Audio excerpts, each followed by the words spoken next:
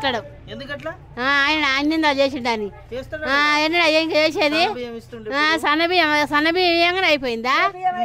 లేక ఉప్పొద్దు తొక్కొద్దు ఏదొద్దు పింఛన్లొద్దు రైతు బంధు రుణ మాపొద్దు రైతు బంధు వేయొద్దు. ఎవరికి వేసిండు ఏడేసింది తప్ప రుణమాఫీ వేసిండా? ఎవరికి వేసిండు పూకులోనికి మొక్కం పాడు పడిచారు బాడకావు.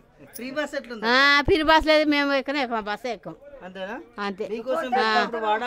ఏంది ఆడేది? ఓ నిలబడి పోవాలి ఎక్కడికైనా పోతే. ఆయన కొలిసుకోపోతే పో ఆయన చేసేది అంతా. అన్ని నిలబెట్టలే బేకారాలు నిలబెట్టారు మంచిగా అయితే మళ్ళీ ఇస్తారు అని కోటు అయ్యాం. ఆయన పచ్చలు వాళ్ళు కొడతారు అందరు కూడా అని ఉంటాడు తిడకటి భయం అవుతుంది. పెట్టని మా మీద పెడతాం. మాకు అన్ని అలా చేసి మా పటేలకు కాలుకు ఇంతలా వాస్తే పింఛన్ రాయమంటే ఎవరు రాయాలి? రుణమాఫీ చేయాలి ఆయనకు. ఏమిటికైనా ఉండేందుకు లేకేందుకు మాకు ఒక కరెంట్ బిల్లు కట్ చేయగానే అయిపోయిందా?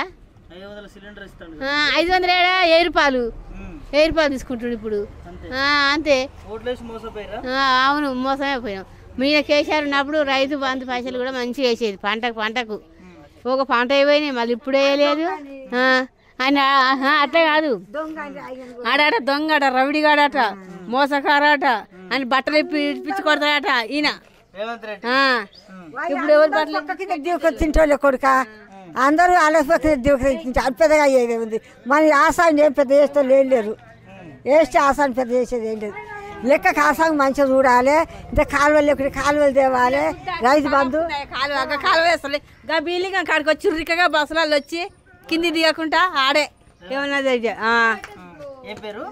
ఏమో ఏం పేరు నాకు రాదు అని పేరు నాకు రాదు.